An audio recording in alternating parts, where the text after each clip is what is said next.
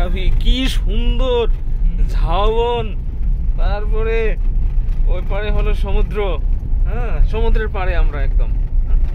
এখান থেকে ডান পাশে ঝাউবনের ওই পারে হচ্ছে বিস্তীর্ণ জলরাশি, সীমাহীন জলরাশি।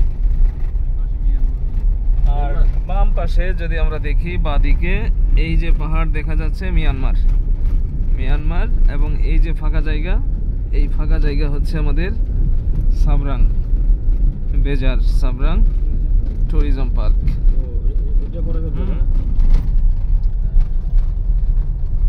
সমুদ্রের কোল ঘেঁষে আমরা যাচ্ছি।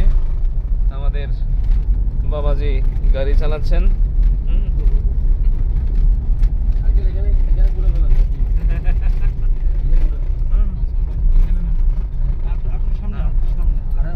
শাহপুরী দ্বীপটা হলো কোনটা? ওই গাছগুলোর সামনে এগুলো?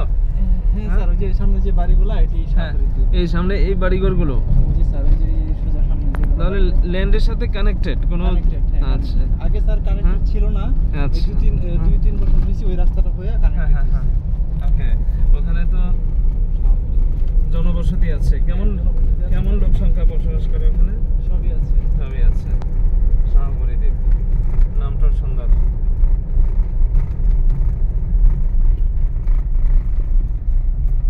সমুদ্রের ওই পাশে ভূখণ্ড যখন পাওয়া যাবে তখন দেখা যাবে শ্রীলঙ্কা, তার আগে নাই।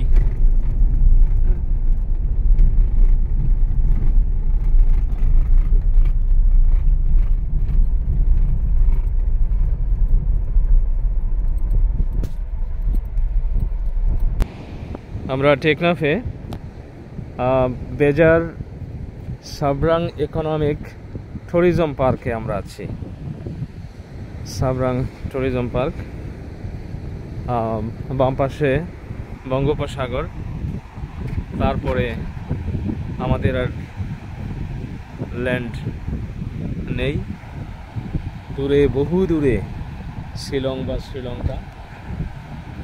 এবং এখান থেকে আমরা যদি দেখি বাঁদিকে মিয়ানমার।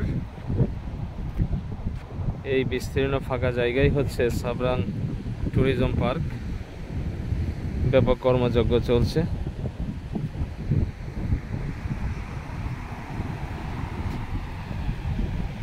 এবং আমরা এখানে অসাধারণ একটি জায়গা, বাংলাদেশের যেই কক্সবাজার জেলার টেকনাফ উপজেলার একেবারে সাবরাং নামক যে জায়গা, সাবরাং একদম অসাধারণ প্রাকৃতিক সৌন্দর্যে ভরপুর। একদিকে সমুদ্র, আমাদের বঙ্গোপসাগর, বাম দিকে মিয়ানমার। আর যদি একটু ডান দিকে আমরা দেখি শাহপুরী দ্বীপ, আমাদের এই শাহপুরী দ্বীপ, বাংলাদেশের শাহপুরী দ্বীপ। আর এখানে একটি সময় আগামী কয়েক বছরের মধ্যে এখানে এত বেশি পরিবর্তন হবে, এত বেশি অর্থনৈতিক কর্মকাণ্ড এখানে পরিচালিত হবে যে আজকের চেহারার সাথে সেই দিন আর মেলানো যাবে না। আমরা সুন্দর ভবিষ্যতের প্রত্যাশা করি। প্রকৃতির সাথে সাযুজ্য রেখে এগিয়ে চলুক আমাদের উন্নয়ন কর্মকাণ্ড। ভালো থাকুক বাংলাদেশ, ভালো থাকুক আমাদের বঙ্গোপসাগর।